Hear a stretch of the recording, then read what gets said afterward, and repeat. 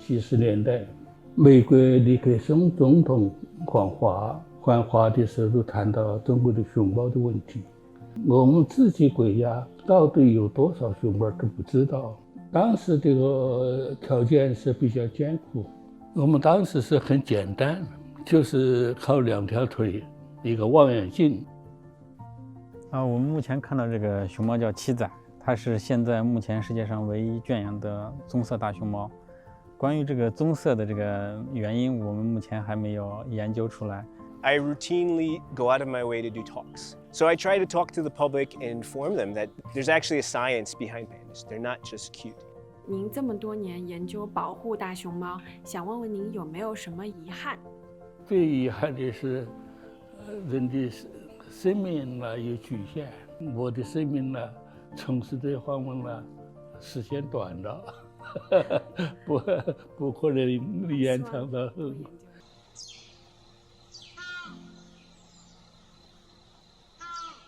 非常欢迎你来我们阳县，看看我们的朱鹮。现在经过了40年的保护，朱鹮目前在阳县大概3000多只。我们这批人就是牧鹮人，怎么使这朱鹮能够保护下去，使它繁衍下去？所以我在阳县这个就发起成立一个阳县朱鹮爱鸟协会，基本上是走遍了阳县的这些学校，给他们讲这个鸟类保护知识。 For me, these people are heroes, and a lot of them are unsung heroes. You know, their stories don't get told. So the few that do, we have to celebrate. 实际上，我们对大熊猫保护，它最终的目的是生物多样性的一个保护。就是最重要的一点，就是中国政府对熊猫保护的投入非常的大。我们其实看到了这个中国政府这些年在生态保护、多样性保护上面的一个决心。阳县是咱们国家内最著名的观鸟圣地之一啊，这就因为这些年保护的效果，所以说就是把这个保护最后变成了一种资源。90年代之前的时候，红头鲨是一文不值，结果科学家在身上发现有紫杉醇，抗癌特别好，所以生物多样性保护回过头来都是为我们人类服务的。金丝猴的猴脸识别确实让我们有了一个理论和认识上的突破。有了新技术、新的 data 的出现的话，可能新的保护理论也会随之产生。China is really doing well implementing those domestic policies on international development and expenditure is a next step to being a global leader. I'm Yang, and this is China Chan. In this episode, we traveled with 2 British experts to the provinces of Sichuan and Shaanxi, the hometowns of giant pandas and crested ibises. We interviewed numerous professionals and several unsung heroes regarding their lifelong work before sitting down to talk about China's environmental awakening in the past decade.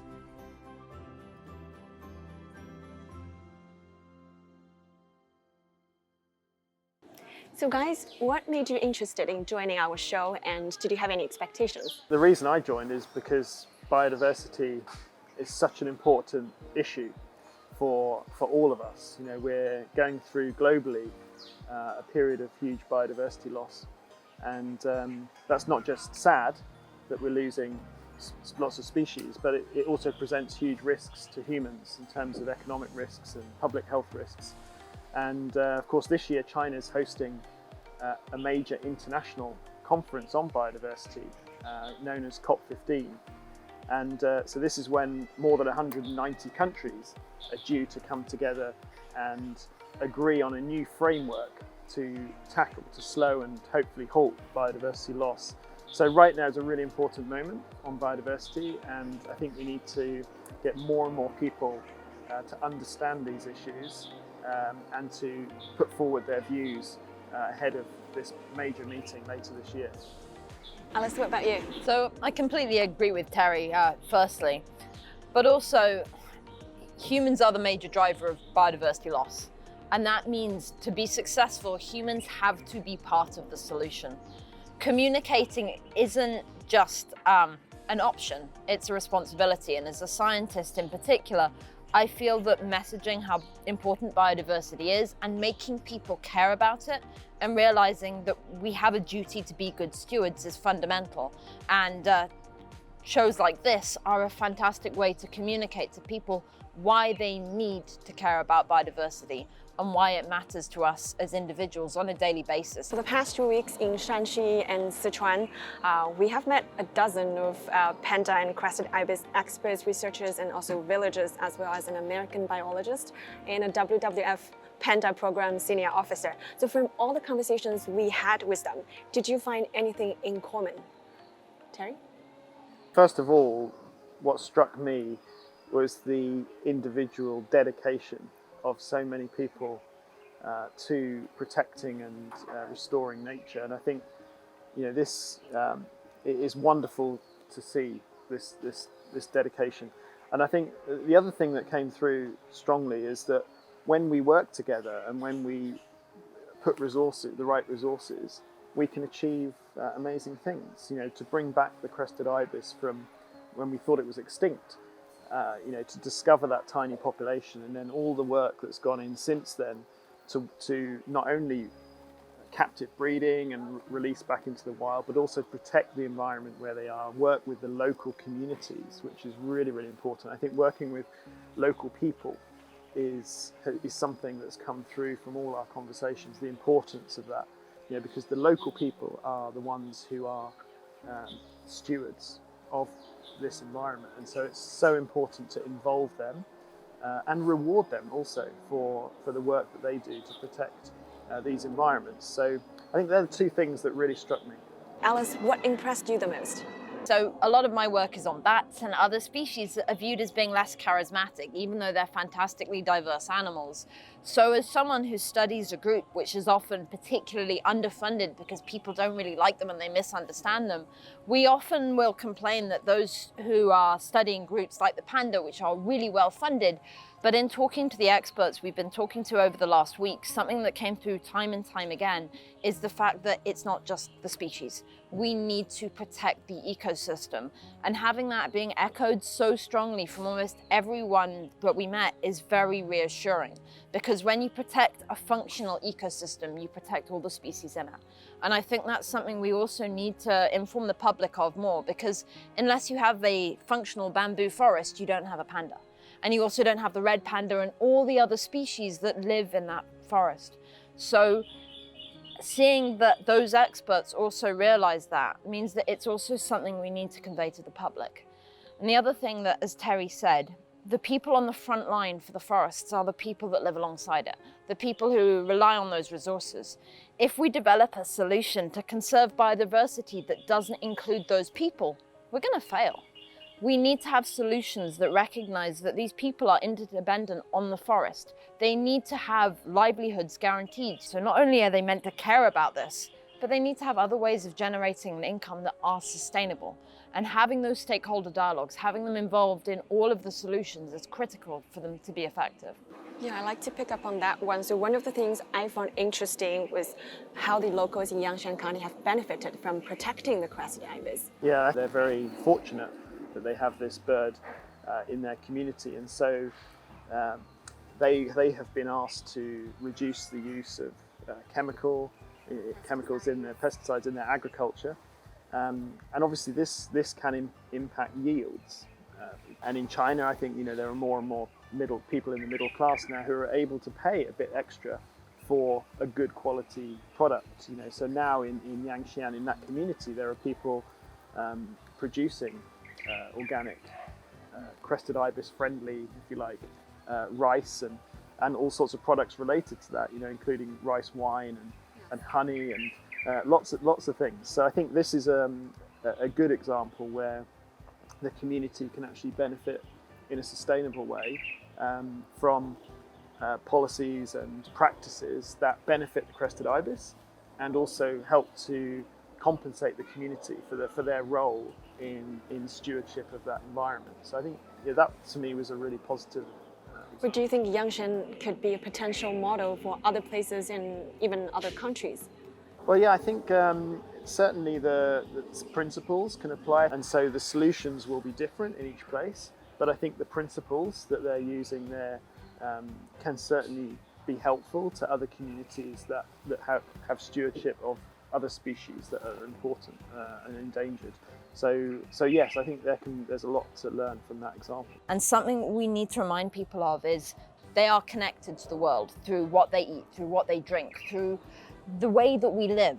And as economies become wealthier, then we need to empower consumers to make those decisions that are better for the environment, especially when we can attach a story, when they can see what good they can do to individual communities and species by making better choices about what they choose to consume. Yeah, and I also like to go back a little bit. So Terry, we visit the scientist who 40 years ago discovered the only 7 wild crested ibis in Shaanxi, and if it were not for his team, this species might be extinct already. You're meeting Mr. Liu and to hear his personal story of how that discovery happened and what happened after that, you know, which essentially meant he dedicated his life then to protecting and saving this species. And I think it's a really positive story that we need to hear, because in the biodiversity world, you know, the overall picture is quite grim. You know, we're losing biodiversity very fast. And I think what this example shows is that we can make a difference. It's not all lost. And you know, I think this example can inspire other people and conservationists and communities, not only within China, but around the world, to give them hope and inspiration. So it's something that I think China should be proud of, this example, bringing the species back. And it's something that I think other countries will be interested in, to learn from about how that happened. Because I think the effort that was made, not only by Mr. Liu and his team, but you know, the whole breeding, captive breeding, the working with the communities, the conservationists, the scientists, the government officials, you know, all of these people worked together to make this happen. So what might seem like a lost cause, you know, can be turned around. So I think it's a wonderful example, yeah, which more people should hear about, for sure. And also, I really enjoyed the breakfast with the local villager there at outside his home. Yeah, well, he's a great example of somebody in the community who has responded to the needs of the crested ibis. So he has taken an opportunity. So he has created a homestay. He's created a pond with food for crested ibis. He has trees close by where they make their nest, and people can come, stay with him, and have amazing views of the crested ibis as they come down to feed in his farm, and also, you know, enjoy crested ibis products like, you know, the black rice, porridge, yeah, the porridge, tea, exactly, wine, honey. All of these things. So I think it's a great example of the community innovating to take advantage of this asset that they have. There are so many stories like that from across China and elsewhere where rural communities care about their biodiversity, and there are various community conservation programs across China that have provided new hope for various species. Local people are the stewards. They are the people who are looking after biodiversity. So it has to be economically viable. So these products are a really good way of doing that. But we also need to tell these stories and make it easier for people to protect their unique biodiversity. Alice, we met China's 92-year-old top expert on giant panda research and conservation at his home. I certainly was moved by his incredible story. How did you feel? It's always amazing to meet someone who has changed the future of a species and to show such remarkable dedication. Professor Hu, in saying that his greatest regret was not being able to live to do more, when he'd already been through so much, just shows how dedicated he was to protecting the panda, but also the suite of other species that his students worked on. And you could see from his mannerisms how sorry he was to not be able to keep going to his campsite, to be able to keep on protecting that species in the wild. And I think the best thing that we can do to make up for the legacy of someone like Professor Hu is to do more, to live out that legacy. One sad thing is that not every species can have a champion like Professor Hu is for the panda. There are many species we don't even realize are there around us. But by protecting species like pandas and the habitats that they depend upon, then these species all have a better future. And again, we need to do better at protecting all of the natural areas around us so that those species that don't have a champion also have a future. He also showed us many photos that documented his years of work. So what photos caught your eye? A lot of them were him meeting some of the great conservationists of the day. So when the inception of WWF's work in China that made a huge difference to conserving pandas here, but also his photo from his birthday party with his students, which includes things like the top academicians of China who are still going to the CBD meetings, talking about China's commitments to biodiversity. And his legacy will always live on through the work that they do and their students do, that growing legacy of more conservation scientists out there on the front line making a difference for these species. Yeah. For me, these people are heroes. Yeah. You know, they work so hard, they're so dedicated to protect our environment and the biodiversity. And a lot of them are unsung heroes. You know, their stories don't get told. So the few that do, we have to celebrate. And I think it really inspires other people, especially young people coming up. You know, when they hear the stories, amazing stories of these people and the experiences they've had and the things that they've helped achieve. You know, I think it's really inspirational for young potential conservationists to hear those stories. So it's really important for programs like yours, I think, to tell these stories. Yeah, I just wanted to pick up a few things on, first one is on Professor Hu. So he actually told us, Terry might not know this story. Once a panda died in the forest, right? Yeah, it was not in the best state when it was found. Yeah, and then he went there and then he actually cut it open and he found over 2,000 roundworms. It was a pretty unhealthy panda. None of his students or the villagers would go anywhere near it. They're like, this smells too bad. It was just himself doing that. Yeah, I was thinking like in modern days it would be much easier and they could have captured the death a few days earlier, and with technologies it would be not so hard for scientists to do the job anymore. Yeah. Yeah, technologies have made a huge difference, but also the fact they have camera traps and things up now means they probably would have noticed it showing signs of becoming sick before it died. Yeah, before it died, yeah. Yeah, and the other one you talked about the like public education. I forgot to mention there was the guy with the botany. He told us a lot about this botany, how it works, and how they don't really care about income from tickets. They care about free education to the students. Yeah, absolutely. And I think it was really refreshing to hear the director of the Xi'an Botanical Gardens talking about his priority is to get the students in from all the local schools. An incredible number of students that pass through those botanical gardens every year. Yeah, and of course not all of them will be interested, but if it sparks an interest in just one of each group that comes, you know, that is an incredible achievement. And you know, just as with birds and mammals and insects, you know, there's so many special plants, incredible diversity of plants, and there'll be some incredible stories among those plants for sure in terms of their lifestyle. And so it's such an important aspect of biodiversity that doesn't get so much attention. Both of you have lived in China for nearly 10 years and have gone on many research trips. Where was China then? And what's the most significant change? I think a lot of things have changed in China over the 10 years that I've been here, and many for the better.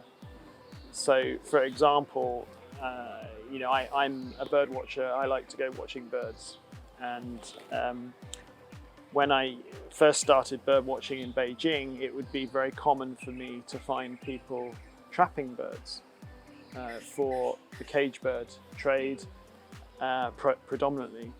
And the law enforcement authorities at that time were not interested. You know, you would call them and it was almost as if you're calling me about birds. You know, I have so many more important things to do. And that was the general attitude. But now it's very different. So in my area of Beijing, in Shaanxi, I still occasionally find people trapping birds. It's still a problem. But the reaction of the law enforcement is much different. So now I have the local police on my WeChat. And if I find someone trapping birds, I can immediately send them the location and the picture, and they will respond very quickly. Normally within an hour, they will be there. Yeah, and that is a huge change from 10 years ago. And of course, at a bigger level in China, I think we've seen some major positive changes. So we have the concept of eco-civilization, right from the top, from the president. And then underneath that, there's been many, many positive initiatives to help underpin that. So we've seen strengthening of environmental laws.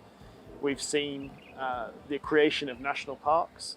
We've seen the ecological red line system. We've seen a complete turnaround in the Yellow Sea in terms of coastal wetland conservation. So where many of the coastal wetlands had been reclaimed over the last few decades. And that policy has been completely turned around, and now most important sites have become World Heritage sites, and there are more sites that are nominated for World Heritage status. There are many environmental NGOs springing up all over China, set up by young people to protect particular species or ecosystems. And so there's been a sort of environmental awakening, I describe it as, over the last few years, and I think that is really positive for the future. A lot of government officials now are not only measured on delivering economic growth, but also environmental criteria. Yeah, so and that's a really important aspect. Also, we can talk about air pollution. When I first came 10 years ago, it was a really serious problem in Beijing. It's still a problem, but it's much, much better. There's been a lot of emphasis on improving air quality and also water quality. The rivers in Beijing now are much cleaner. One issue that's still outstanding is soil pollution, which is also a serious issue in some places. But so there's still work to be done, but there's been a lot of progress, I think, over the last 10 years. So, like Terry, I've been here to witness eco-civilization from when it first became a national priority, which I think was about 2012. It's being put into the constitution and actually being implemented. It's not just something theoretical, but we have ecological red lines in my province. There is a much greater awareness and cognizance of biodiversity. There is also much more domestic tourism to see biodiversity. So every year we have more people with more expensive cameras coming to take photographs of biodiversity. You barely saw that when I first came to China. We're also seeing a depopularization of wild meat. So when I first came to China, it was very easy to see wild meat for sale. You don't really see that anymore because it's realized that that isn't something that's really acceptable anymore, particularly in young people. And I think the fact that people value biodiversity is also important, as well as those much more political motivations in terms of the policy dimensions and beautiful China, the beautiful China policy being more than just about planting flowers, but actually valuing biodiversity. And some of those dimensions going through policy, I think it's very promising. I think what we still do need to see is more emphasis on other elements that the West is now doing well now, like around developments, for example. So when we build a new house, etc., when we're developing a house, at the moment, there still aren't strong policies here in terms of doing a bat assessment or a bird assessment when you're doing that, and that is now mandated in the West. Also things like pesticide use, etc. We still see real issues around that, but I think it probably won't be very long until there are better policies around what chemicals can be used so we are not damaging the soil, but also the insects, the pollinators, etc. Yeah. I think just a small example of the greater awareness on biodiversity. I think just this week, the day before I came here, I had a meeting with the Beijing government about renovations that are going to be planned on a lot of the old buildings in Beijing. And these old buildings are very important nesting sites for swifts. And so they called a meeting to discuss how to manage those renovations in a way that would not negatively affect the swifts. So the swifts are nesting there for 3 months of the year. So of course the ideal situation would be to do the renovations outside that time, or if you have to do them during that time, to consider ways to enable the swifts still to access their nests. And I think this is a conversation that would not have happened 5 or 10 years ago. So I think it's just a small example, but it shows that there's a general greater awareness and consideration for biodiversity. So from those small examples to the bigger policies, where do you see China heading? China's heading in a very good direction compared to when both of us came here. Some of these policies are unrecognizable. And I mean, the ecological red line policy is global leading policy. There are not many countries that have actually said, well, we're going to have this mode of managing land so that we can more equitably share land between biodiversity and humans. And they've done it nationwide. That's really impressive. China is going towards removing things like plastics. So takeaway is now not often meant to be in plastics. Overpackaging is still a big issue here, but things are going in the right direction. Over the time I've been here, at least some cities are having the clean plate rule. Things like the clean plate rule exemplify the fact that that is in the national consciousness. China is really doing well domestically now in terms of domestic policy, but China's becoming a global leader. And part of being a global leader is being a steward elsewhere. China is also a major investor and a developer outside China.